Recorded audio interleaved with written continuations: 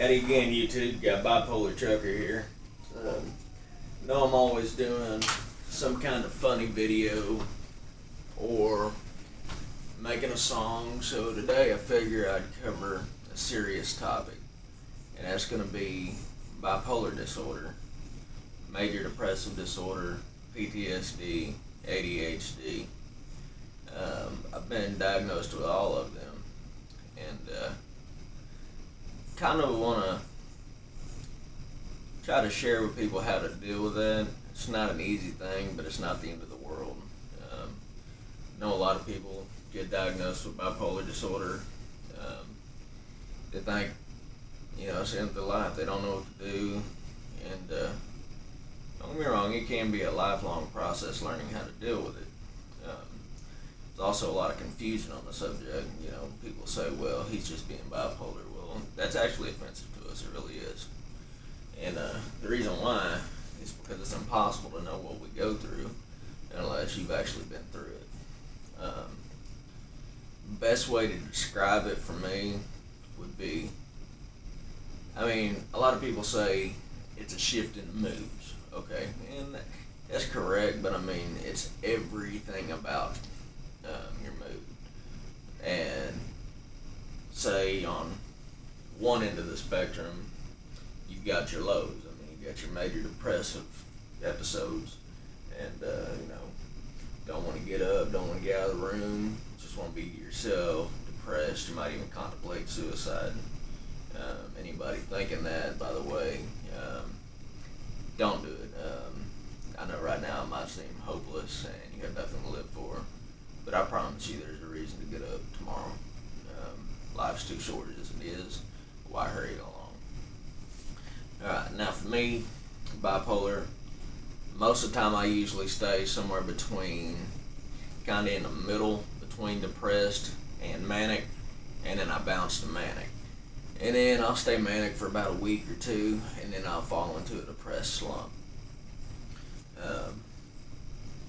Bipolar in itself has cost me more than you could ever imagine. I've had, well over 100 jobs since the time I started working when I was 14, and I'm 33 now. So over 100 jobs, imagine that. The only way I keep getting good jobs is lying on the application. But for my average day, I'll kind of go along. I'll get cranky. I'll be in bad moods. Then I'll go from be in a good mood. I'll bounce back and forth 100 times throughout the day. My wife thinks I'm crazy. Truth be told, I am, but that's all good. I am on medicine. They prescribed me 2,000 milligrams of Depakote a day and 1,800 milligrams of gabapentin for anxiety. Now, that doesn't work for my anxiety at all. I have panic attacks, and I don't mean the panic attacks where I feel like I can't get anything done or everybody's against me. No, the panic attacks I'm talking about is like I feel like I'm having a heart attack or I'm going to die or something. So my day usually has 2 or 3 of those episodes. I go to work when I feel like getting up to go to work. That's on the depressive side.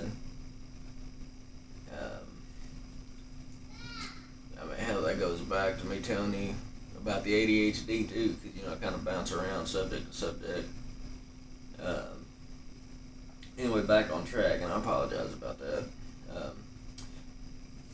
My mid between depressed and manic is probably what everybody's regular life would be. Okay, it's average. Okay, but when I get manic, it'll happen all of a sudden. No warning. But I've learned to recognize some of the signs that tell me I'm manic. I'll go shopping like crazy. You think I was a woman, I shop so much. Casinos, money doesn't even matter. I've gave more money to the casinos. I should be shot for it, really, between me and my wife. I'll get in these moods where I want to start collecting shoes, for instance. I'll go, in a week, probably buy 10 or 20 new pairs of shoes. Okay. Then I get, in my musical instruments and stuff. Now that there isn't necessarily my bipolar disorder, because I am passionate about music and it's always been that way. But it gets worse, so I'll start, buying, more guitars.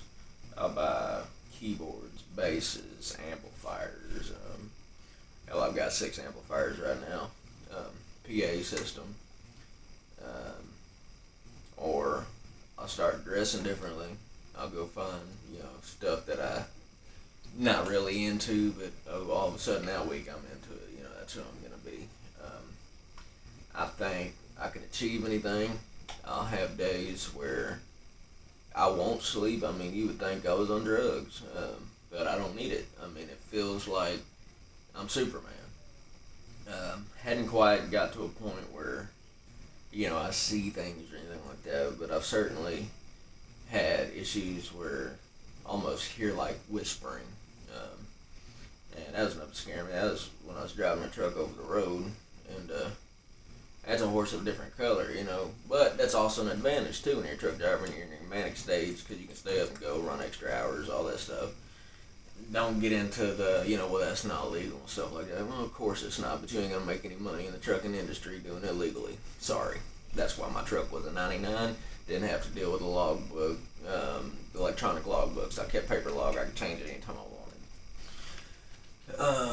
And it just goes on and on and on. Now on the depressive side, once I get through with the manic stage, I'll fall into depressive mode. And it kind of goes slow. It's not so much, instantly like, getting manic. But it'll start to where I don't really want to talk to anybody and get cranky. Then I won't want to get up in the mornings to go to work. Okay, then I won't want to get out of my bedroom at all. Try to lock myself up in just this little place to where nobody or anything will bother me. I got a grandbaby I'm raising. I can't be like that, so that's the sunshine of my life right there. Okay, ADHD, it's hard for me to concentrate on things, and then I got hyperactive. PTSD, I've been through some things that I'm not going to get into, but I mean, I pretend that they don't affect me, but they do. It affects my everyday life. Really need to seek out a psychiatrist for that, but I haven't yet.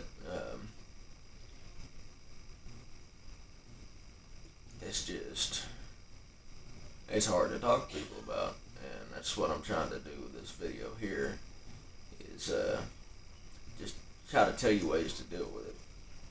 So, any medicines that your doctor gives you, make sure you take.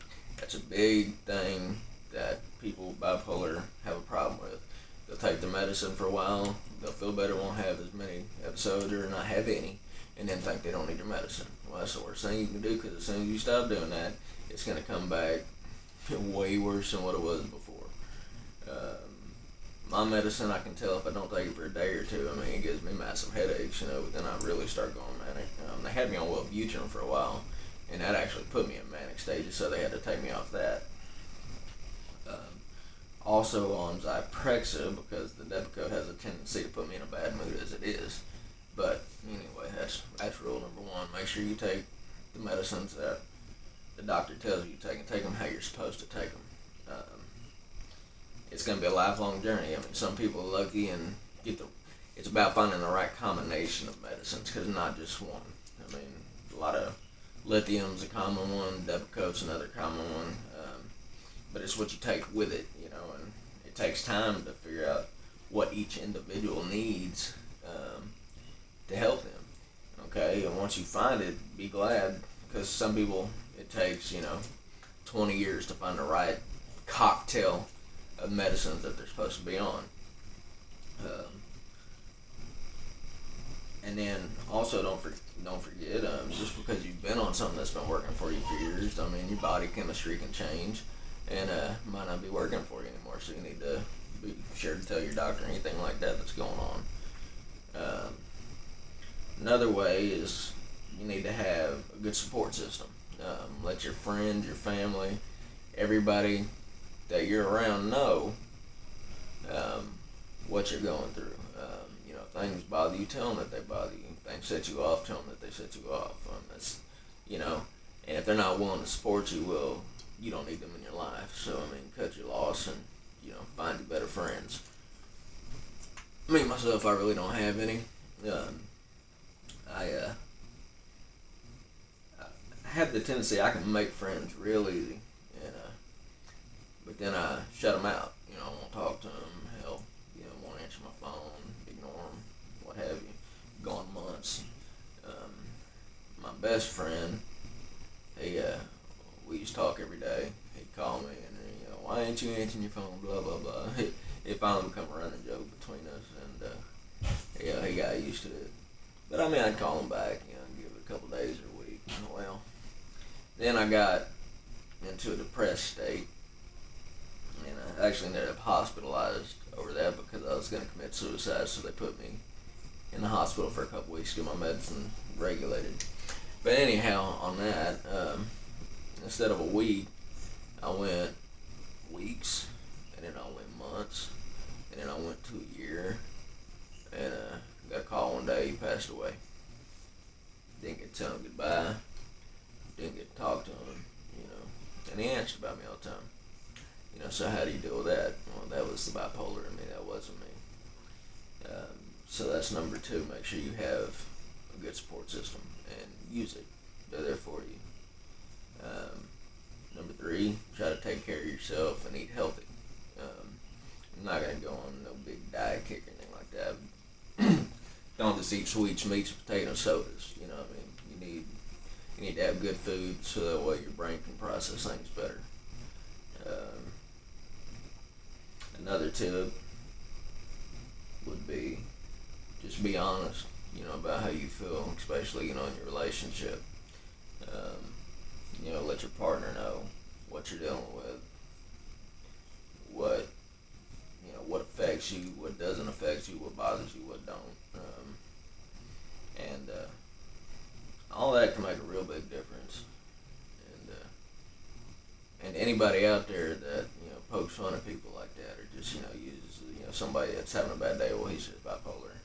I really wish you would stop, because it's really hurtful, because you don't know what it is. And I know you might not mean anything by it, but unless you've been through it, you have no clue what it's like. I mean, that's like, you know, telling somebody with cancer, you know, hey, just get over it. It's just cancer, you know. It don't work that way. You know, it's part of you, and it's not your fault. Remember that. I mean, above all things, remember it's not your fault. I mean, that's just who you are. And then learn how to embrace it, because like I said, you know, you have some advantages, you know, in the manic stage, you know what I mean? Get what you're good at, you know, and use it to your advantage. I'm going to be doing more videos on, you know, bipolar, PTSD, ADHD, so on and so forth. This here is just the first one I figured I'd share about myself, and, you know, if I could help anybody out like that. If you have any questions, feel free to comment. I'll answer every person that replies or asks me anything. Be sure to like this video and subscribe to my channel, and click the notification bell so that way you can see any new videos I come out with. A lot of my videos are, you know, music covers, you know, sing some old country songs, stuff like that. Play guitar. I'm working on some of my own songs, so I mean, if you're interested in that kind of thing, just, you know, like I said, like, subscribe, and hit that notification bell. And until next time, we'll see you around. Have a good one. Bipolar Trucker out.